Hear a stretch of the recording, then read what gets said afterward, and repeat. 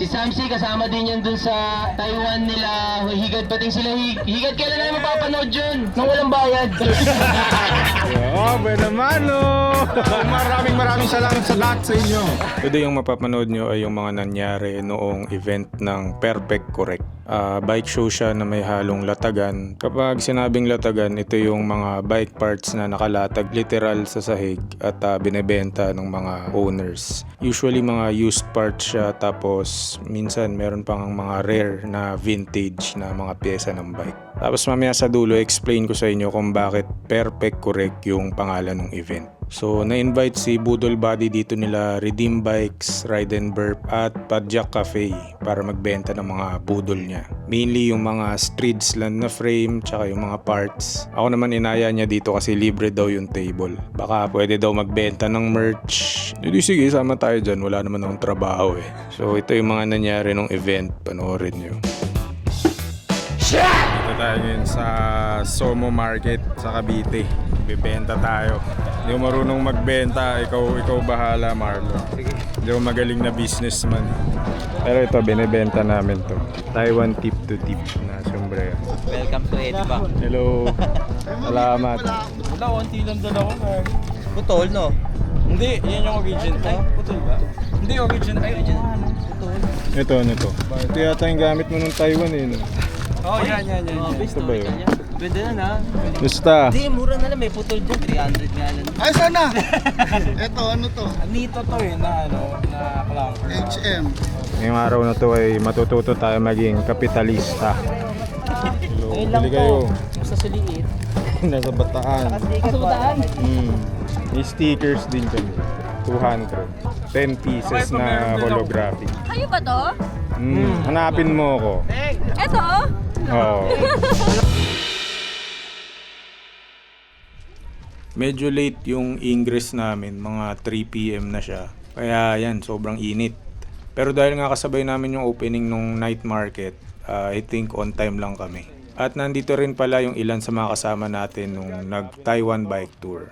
Ayan, si Pau, tsaka si Sam. Ito si Sam, meron siyang entry para dun sa bike show. Itong retro na mountain bike yung entry niya. Ito yung table namin. Si Marlon benta niya street slant, tsaka mga gulong na Michelin. Ako mga sticker, tote bag, tsaka damit at cap. Ito. Salamat pala kay Sir Ramil at sa kanyang anak na sumama daw dahil makikita niya si Higad Pating in person. Pinabata nating follower. Si Budol, oh, nak. Si Budol. Hi po. Si Budol Buddy. Picture ka? Picture ka, hawakan mo to para rin nag-Taiwan. Hawak ka dito. Okay, 1, 2. Pag umorder kayo, meron daw libreng kagat nitong beef jerky. Na-advance ko na yung kagat ko kanina. Sa kanila ko din nakuha yung buena mano ng table namin. Hey, thank you. Oh, buena mano! Nabenta ako sticker tsaka cup. Salamat kay Courier. May pang-inom na tayo. Salamat ah. Thank you. Marami ring nagpuntang local outdoor at cycling brands. Gaya na ito nila Courier. Sila yung gumagawa ng merch nating Taiwan Tip to Tip na 5-panel ka. Shout out kay Bea ng Courier. Salamat. And speaking of brands, meron kaming sinut ni Budol Buddy na unskippable ad sa episode 1 ng Taiwan Tip to Tip. Para to sa bar tape ni Vector. Hindi ko pa pwede pakita yung ad mismo, so panoorin nyo muna yung version na ginawa ko. Guys, Vector bar tape. Ito yung gamit ni Budol Buddy nung nag-Taiwan kami. 800 kilometers, walang gloves, hindi siya pinaltos. At kahit nung pinalitan niya ng handlebar yung bike, kahit pinalitan... Ito pa rin yung ginamit niya, ni-reuse niya lang. Hindi natanggal yung top coat, kaya okay pa rin. So kung naghanap kayo ng bar tape, Vector bar tape kayo dyan. Ba't gumawa ka pa ng pangalawa?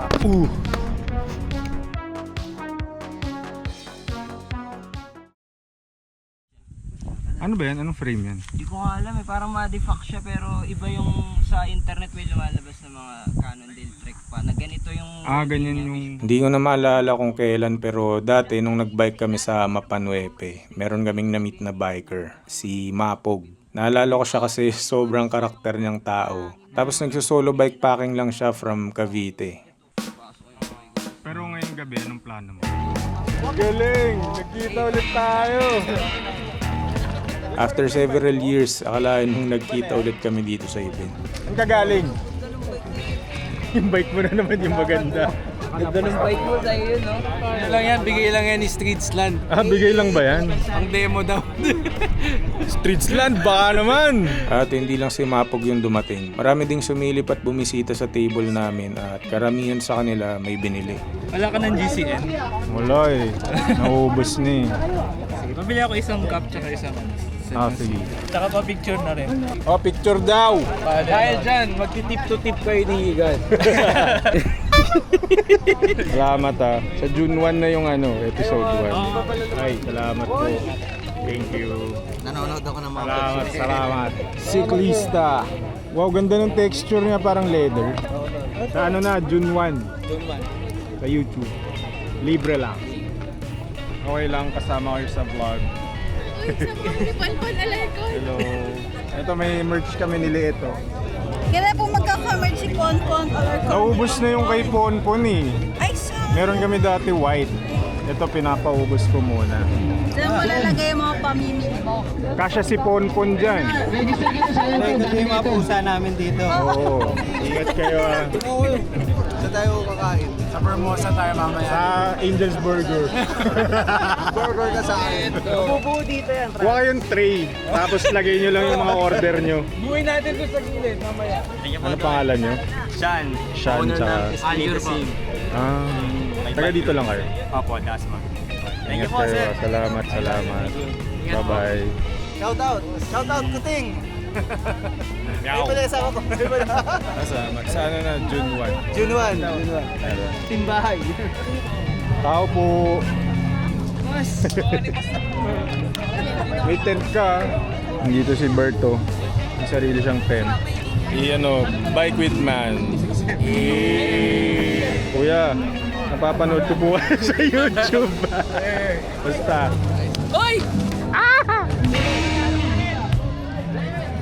Habang palubog na yung araw, mas dumarami naman yung mga tao na nagpapakita dito sa event. Nag-ikot-ikot ako saglit at nakita ko yung buong eksena na. Marami rin palang interesado sa retro mountain bikes ngayon eh. Balita ko nga, nagmamahal na daw yung value ng retro MTB at mga pyesa nito kasi nagbabalik yung demand. So I guess may dahilan nga kung bakit sila nag-organize ng gantong klaseng event kasi napapanahon naman siya talaga. Nanalo daw siya raffle. Galing kay Cooking Dad man. Yan si Cooking Dad. Siya yung nag-brew. Salamat. Mahilig ako sa kape. Apo na single origin. Panalo Panalunan mo kape? Kape.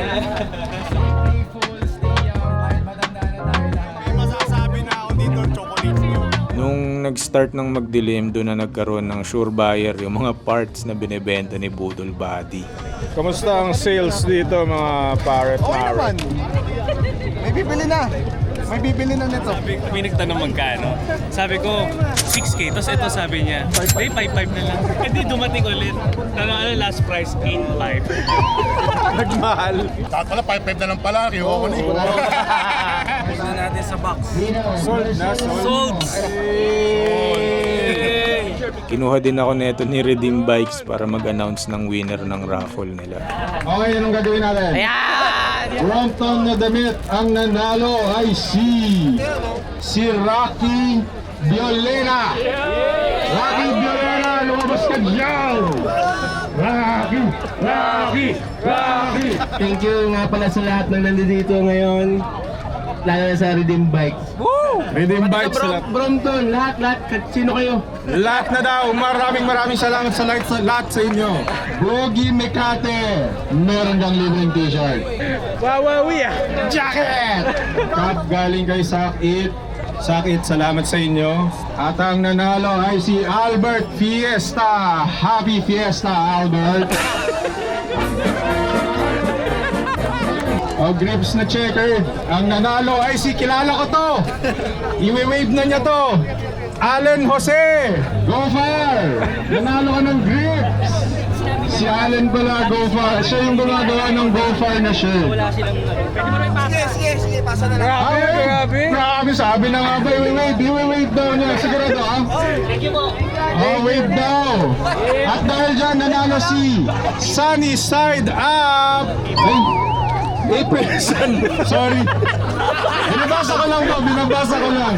Binigyan din nila si Budol Buddy ng chance para magsalita about Streetsland na brand. So bakit pa magsi-Streetsland? Gusto ko siya kasi medyo at least 26er pa rin pero modern na. So, ewan ko na, nauto ako ng mga talon-talon tsaka wili-wili niya eh. So ano lang, stay playful, stay young, kahit matanda na tayo lahat. Magkakaroon ako ng steel sa October. 96 yung price ng frame set. Sana mag-build up yung boat na. Meron ka ba? Gusto mo? Siya sa bahay. Ina! Tayo iinom na lang. Na siya mag-build. Oo! Pag nagkamali ka, paluin niya yun ng dyaryo. 0905. Wow, chick, sinihingi number. Wabe, oh! Ukay-ukay! Ang daming bumibili kay Marty, oh. Kasi ikaw, painom-inom ka lang ng kape. Oo, may driver ako mamaya eh. Speaking of kape, ito pala si Padjak Cafe. Isa sila sa organizer nitong event. At kahit na hindi ako nagkakape, pinatry nila sa akin yung mga kape na gawa nila. Wala kang pakialam, nagkakapi ako. Parang may ano. Masarap. Hindi, may lasa siya na.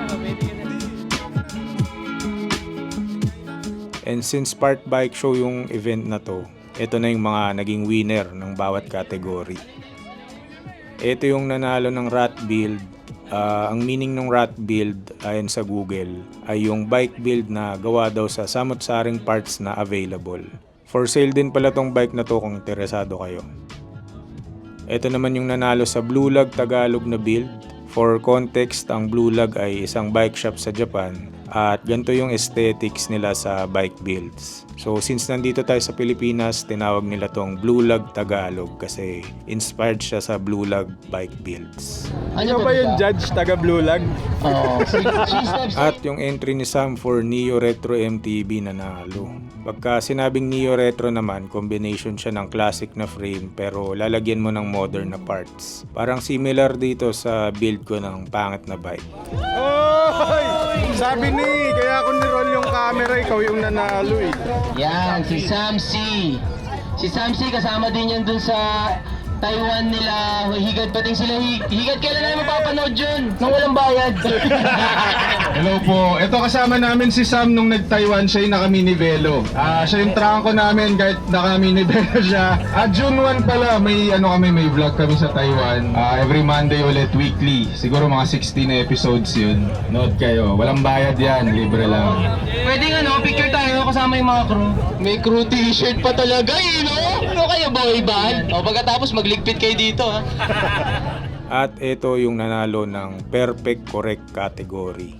Yung Perfect Correct, parang pan ata siya ng term na period correct. Pag sinabing period correct, lahat ng parts at frame ng bike ay yung original from its period or era. Sa pagkakaintindi ko, parang dapat ma-restore or mabuo ulit yung bike doon sa build condition niya ng kung anong panahon man siya ni-release. So ayon sa judges, ito daw yung perfect period correct na bike na sinali sa event na to. After ma-announce ng mga winners na pack up na kami, mukhang naside na rin namin yung mga gustong bumili ng pyesa at merch. Salamat sa pag-invite at sa panonood. Thank you ah. Magliligpit lang kami. Daming ligpitin, egress na egress. Bakit parang bigat pa rin? Nakabenta ka. Bye-bye. Uy, salamat dito ah. Bumili ka pala.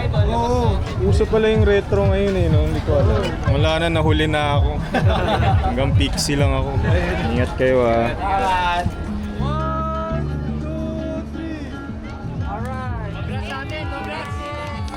At syempre dahil paldo kami nung gabi na yan, nilibre namin yung mga kasama namin dito sa event. Dilibre ko nga sila eh, no? Dilibre kayo pa ngayon. Salamat, Igad, ah. Paldo. Sana sa... Hindi, joke lang. Kanya-kanyang bayad kami dyan. So ayun yung mga nangyari dito sa gabi ng Perfect Correct. Salamat kila Redeem Bikes, Ride and Burp, Padjak Cafe at sa lahat ng nag-organize ng event. Masaya siya, nag-enjoy kami. At nagkaroon pa kami ng chance na ma-promote yung upcoming YouTube series namin na Taiwan Tip to Tip. Ito yung 8-day ride namin from southernmost tip to northernmost tip of Taiwan. Linag namin yung simula sa take-off namin sa Kenting hanggang sa pinaka-norte ng Taiwan, yung Cape Fugui. Starting June 1 sa Monday na yan, i-release namin yung episode 1. At weekly meron kaming release every night ng 7 PM. Kaya pakishare na rin tong channel na to at mag-subscribe na rin kayo para marami pa tayong makanood. At kung interesado kayo sa mga merch namin, ito meron kaming tinitinda na cycling cap, galing to kay Courier. At meron din kaming tinda na dry fit long sleeve shirt, galing naman to kay GoFar. PM nyo sila kung gusto nyo umorder. At ito meron kaming sticker pack. Ayan o, mga mukha namin at yung mga logo ng Taiwan Tip to Tip. Kung interesado kayong bumili, i-DM nyo lang ako sa Instagram. At sali din pala kayo sa Team Monday, yung Facebook group namin, para makita nyo yung mga updates kung ano yung mga ipapalabas namin every week at kung ano yung mga merch na for sale. Kita-kita tayo sa Monday, June 1, 7 PM para sa first episode ng Taiwan Tip to Tip.